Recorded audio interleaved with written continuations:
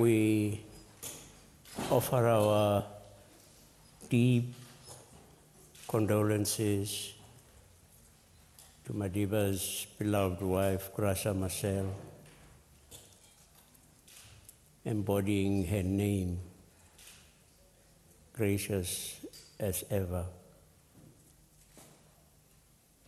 To his former wife, Winnie Matigizela,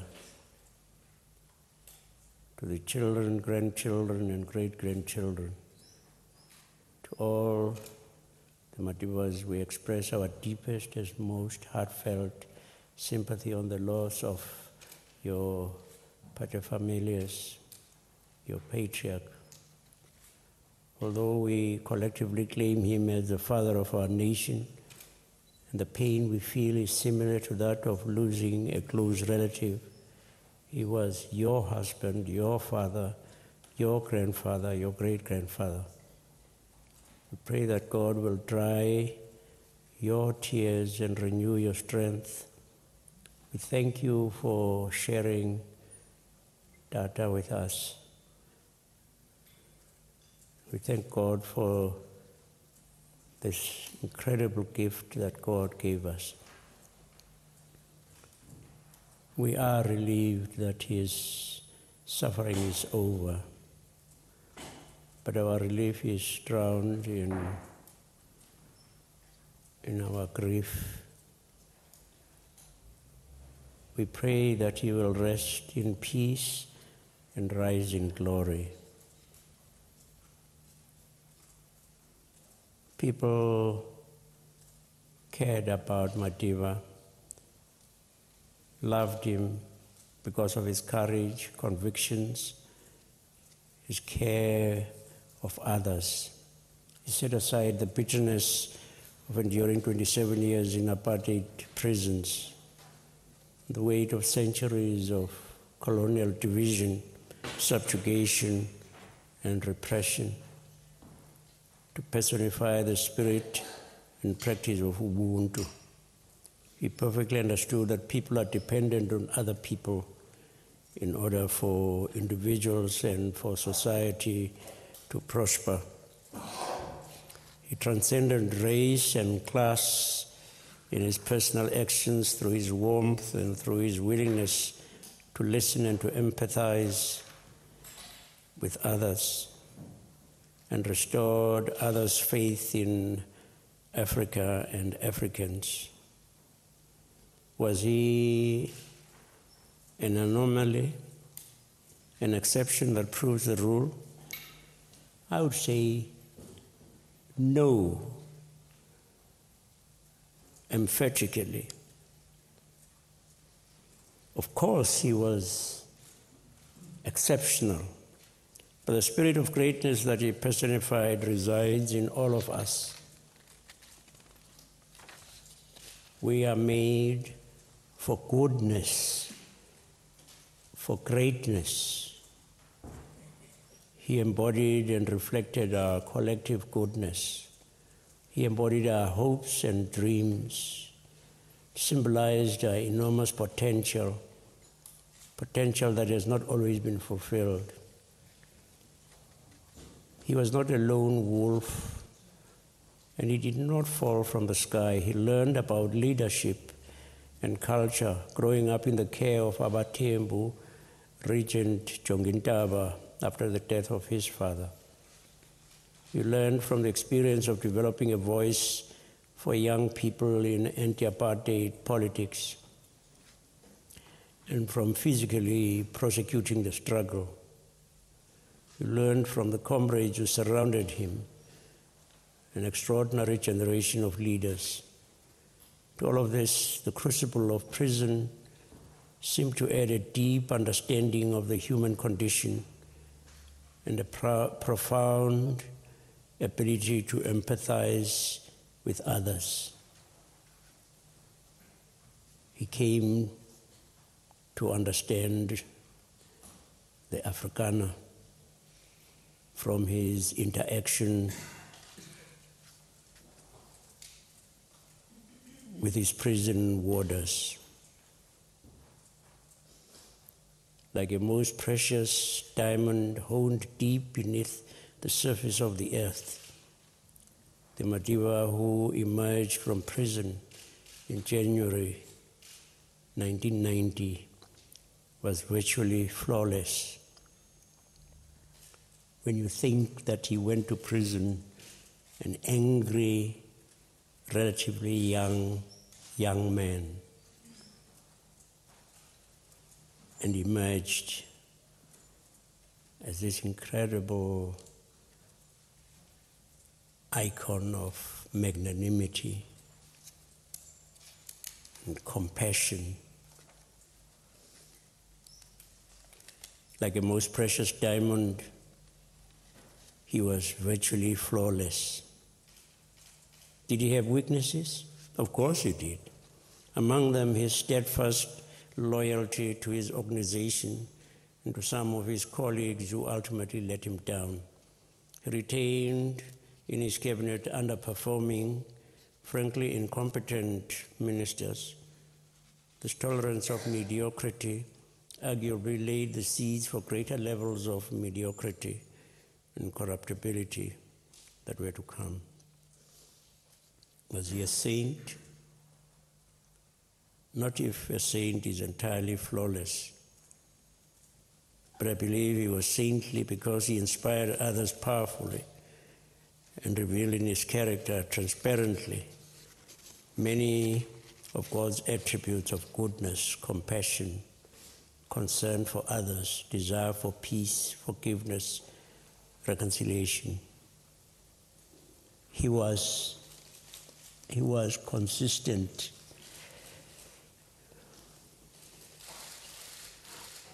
I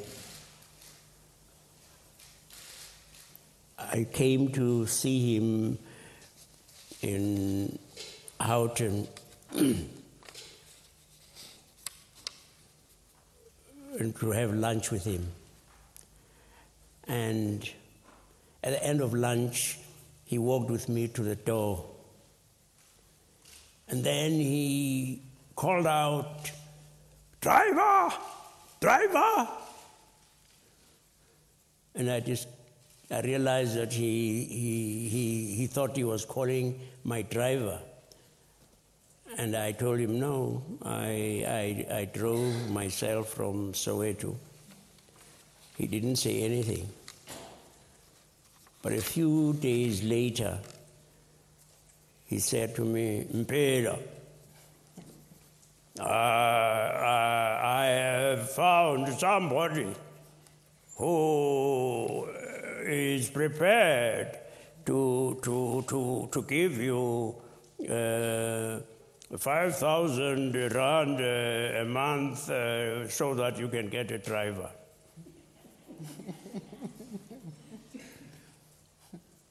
So when we saw him after his retirement, going to rural areas and encouraging captains of industry to contribute to the building of schools and classrooms, it wasn't just a streak. It was something that was deep in him.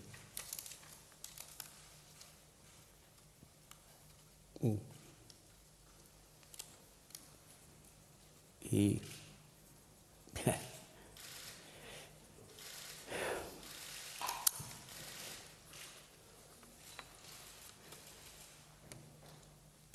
yeah. He cared. He really cared. What's going to happen to us now that our father has died?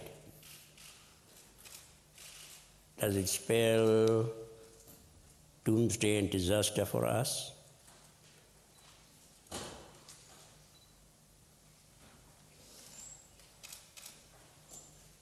Some have suggested that after he's gone, as he is gone, our country is going to go up in flames This is, I think, to discredit us, South Africans, to discredit his legacy. The sun will rise tomorrow, and the next day, and the next. It may not appear as bright as yesterday, but life will carry on. As we enter the mourning period as a nation, we do so with the greatest dignity and respect, because that is what we owe to Madiba and to ourselves. My message to my fellow South Africans: over the past 24 years, Madiba taught us how to come together and to believe in ourselves and each other. A unifier from the moment he walked out of prison.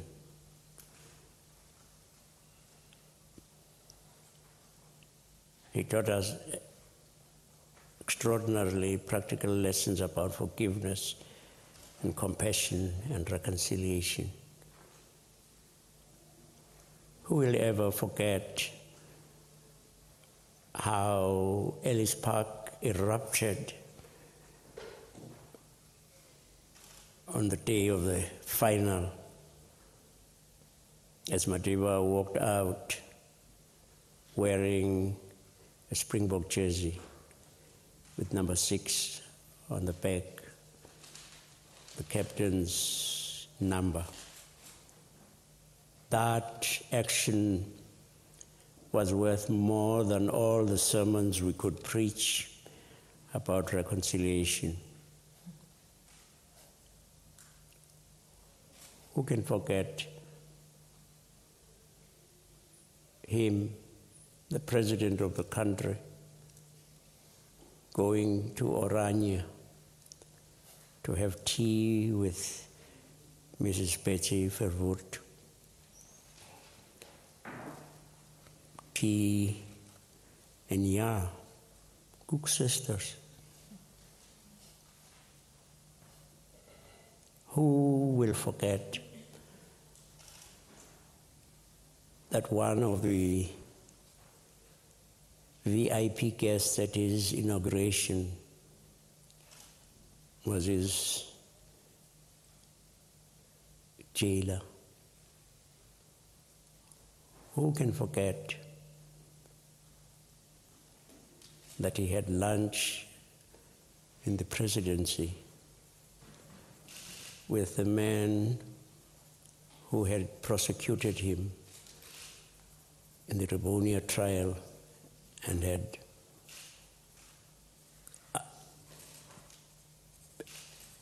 asked for the death penalty to be imposed.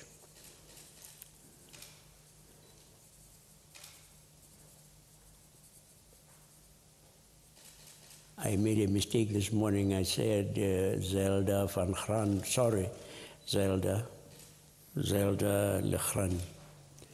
Who can ever forget this image of a Mandela walking gently, difficultly, and an Afrikaner girl, lady, woman, tenderly, caringly at his side.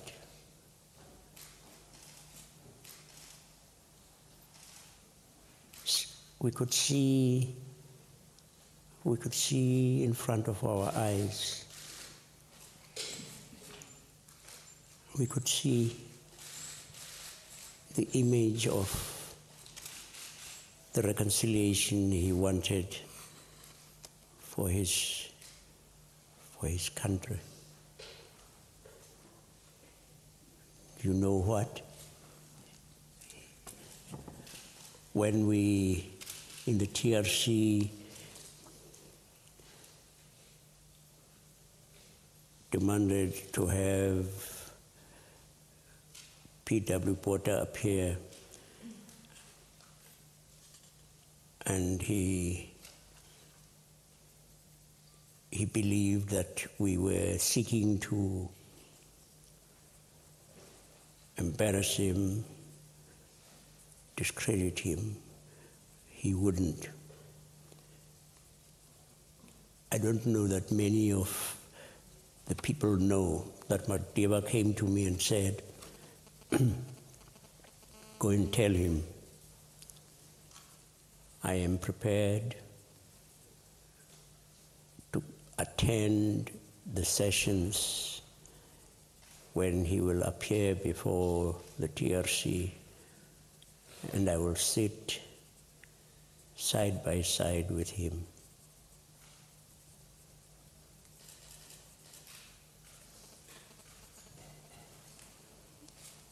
That is the gift God gave us.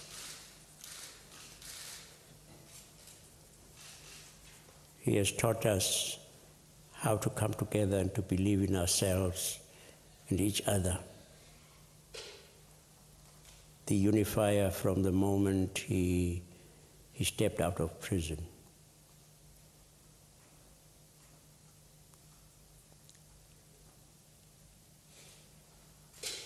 And do we believe in ourselves?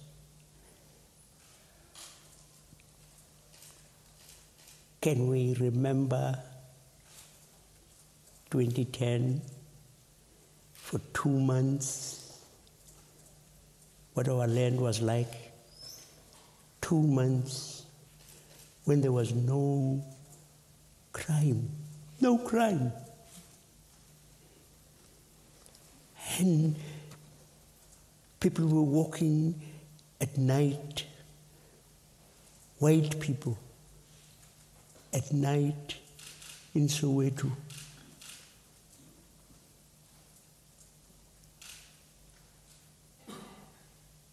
Our potential is immense. We are fantastic people. Mandela has reminded us that. This terrorist who today is regarded the world over, without exception, as an incredible icon, a symbol of reconciliation, of forgiveness, of magnanimity. We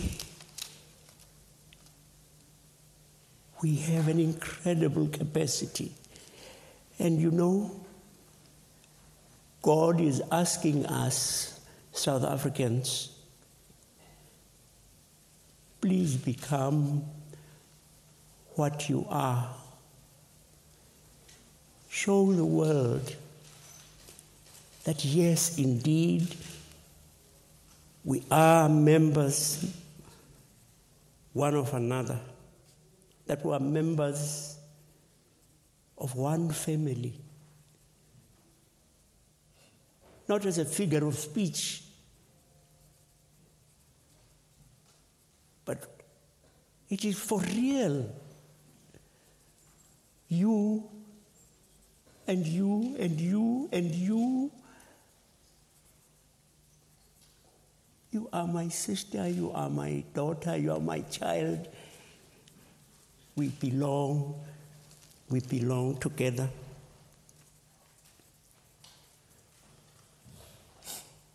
Let us reach out to one another and let Mandela's dream be our dream. Let us, yes, let us vindicate God. Let us vindicate God who says, you are members one of another. God gave us this incredible symbol, warm,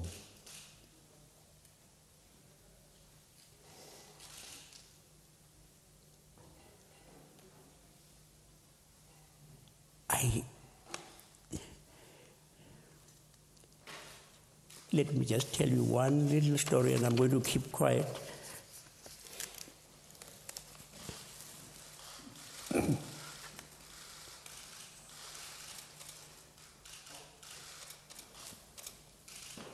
The TRC experienced a very serious crisis because one of our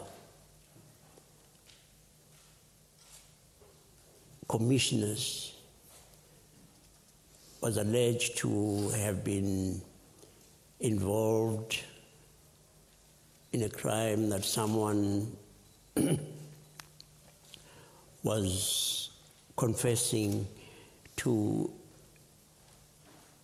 that when he or they went to commit a particular political crime, the vehicle they used belonged to this commissioner. I picked up the phone and immediately I said, Madiba, appoint, as a matter of extreme urgency, a judicial commission that must look into this quickly, because the credibility of the commission is at stake. And as almost always happened, he appointed Judge Richard Goldstone. And then I received a call from the President's office. They want to know how they can get in touch with this particular commissioner who was supposedly involved. And I realized that the report had come and Madiba wanted to set this person at rest by letting him know the findings of the judge. And I said to the person who was speaking to me, tell the President, I am the chair of this commission. Anything relating to this commission, I must know about it first.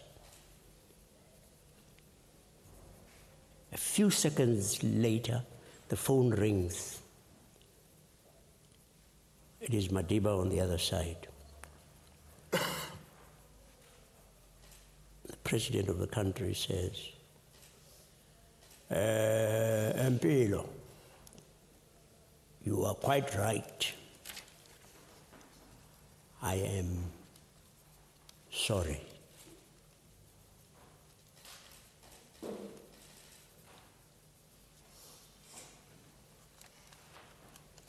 How many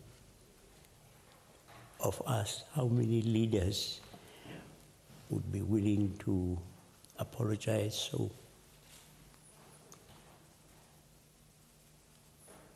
God, you have given us an incredible gift. Help us to emulate him. Help us, this fantastic country, to be the best memorial we can ever erect. A South Africa where all of us flourish.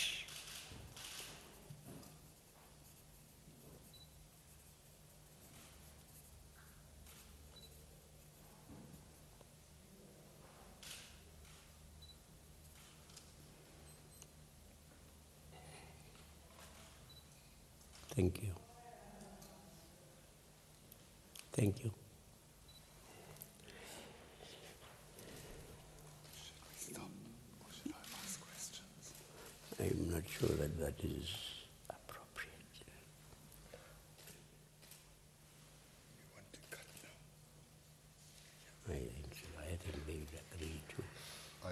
that the Archbishop's view is, and I think one we share, that there's not much that could really be added to what's just been said. And so if you would be willing to excuse him, if we could allow the Archbishop and Reverend Tutu to depart. Thank you very much. Just be careful.